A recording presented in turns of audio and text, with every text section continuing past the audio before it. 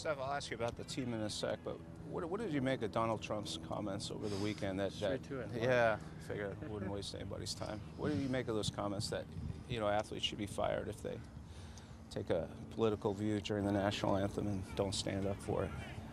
I strongly disagree with him even bringing it up. I think there's enough important topics for him to focus on right now with, the relief in Puerto Rico needs to be addressed. In North Korea, there's so many things that he can really put his energy towards, and he picks to be divisive and negative about people who are exercising their rights to protest in a peaceful way and speak their mind. Nothing positive comes from it, really. And again, I think Brad said something online, tweeted something recently, and I totally agree with him. No leader, no person that you look up to has ever made divisive comments and been negative. And I think he needs to really look at himself, regardless of what his views are. He's our leader, and he really needs to try to unite us rather than divide us. Now, a lot of people in this country are born citizens here, and they don't really give it much thought until they're really called on it. You just became a citizen here, and you had to give it a little bit of thought beforehand. To you, what does it mean to be an American citizen? It's a tremendous honor. I think I viewed the whole political division that we have in this country as a struggle for me to actually turn and become a citizen, because on one side you can argue, well, it seems like a lot of people don't think the way you think, and on another side, and ultimately what I decided was that, well, I think a lot of Americans are good people, are inclusive, are open, are respectful, and maybe I have a platform to show that the majority of the Americans think the way I do. So that's how I viewed it, and that's why I became a citizen. But I think it's first and foremost, it's a huge honor. And I think the whole disrespecting the flag, I don't think these players are disrespecting the flag, really. They're just trying to bring awareness to it in a way where it gets noticed. And obviously with high-profile players in a situation where lots of people are tuning in on TV and are in the stadiums, that is a situation where you can really raise awareness. So there's ways where people are, I think, maybe going a little overboard, and I don't agree with, especially when it turns aggressive and violent. I'm more of the Martin Luther King Jr. Kind of believer, where protest peacefully, voice your opinions peacefully, but definitely voice those opinions, because that's very, very important. Have the Sounders as a team thought about maybe doing any type of gesture, you guys selves? No, I feel like the soccer community has been kind of not in this as of right now, but it's certainly something that we're aware of, and we're going to discuss. But it has to be done not just in a fashion of, oh, here's a hype train, let's hop on it, but it has to be done with the right intentions. Whichever team does that, or whichever athlete or prominent person does that. But I think the Sounders have always stood for inclusion.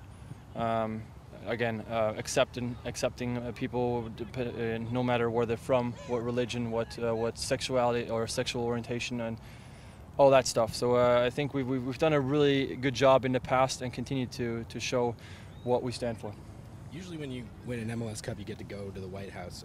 Do you know if you guys got invited, or did you have like a conversation? I was just about to tweet after the whole Steph Kerr thing happened. I was just about to tell him, listen, you guys at least got a semi invite. We didn't even get an invite. So, but I mean, that's something we talked about as well. We talked about do we want to go if we get an invite and whatnot. But I think Garth said it early on this year the best.